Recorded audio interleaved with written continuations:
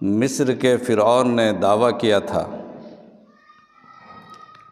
کہ ہم بنی اسرائیل کی پوری بستی تباہ کر کے رکھ دیں گے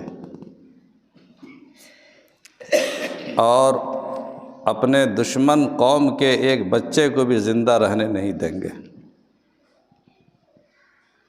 وہ مصر کا فرعون تھا، اور اللہ تعالیٰ نے اسی زمانے میں دکھلا دیا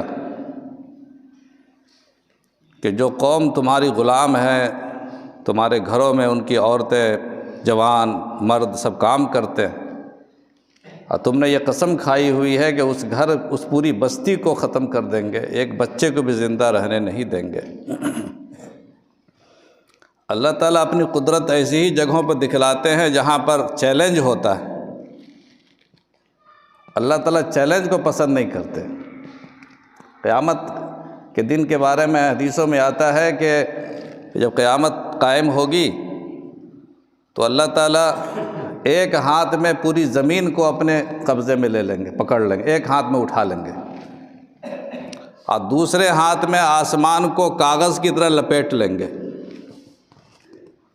اور کہیں گے کہ این ملوک الارض، زمینوں کے بادشاہ کہاں ہیں؟ میں ہوں بادشاہ۔ زمینوں کے بادشاہ کہاں ہیں؟ جو اب تک بادشاہتوں کا دعویٰ کرتے تھے کہاں ہیں؟ زمین بھی ختم ہو گئی، آسمان بھی نہیں رہا، بادشاہت کہاں کریں گے؟ زمین ہی پر تو بادشاہت کرتے تھے۔ اللہ تعالیٰ چیلنج کو پسند نہیں کرتے، سخت نفرت۔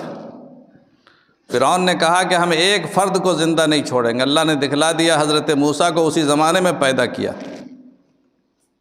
حضرت موسیٰ کو اسی زمانے میں اللہ نے پیدا فرمایا اور کہا کہ تم ایک بچے کو زندہ نہیں چھوڑو گے، وہ بچہ تمہارے گھر میں پرورش پائے گا۔ سب کو معلوم ہے تاریخ، حضرت موسیٰ علیہ السلام کی پرورش کہاں ہوئی؟ فرعون کے محل میں ہوئی، اور فرعون کی بیوی نے ماں بن کر کے اس کی پرورش کی، اور خود اپنی ماں کا دودھ حضرت موسیٰ نے فرعون کے گھر میں پیا، اپنی ماں کا دودھ فرعون کے گھر میں پیا۔ کہاں گیا چیلنج؟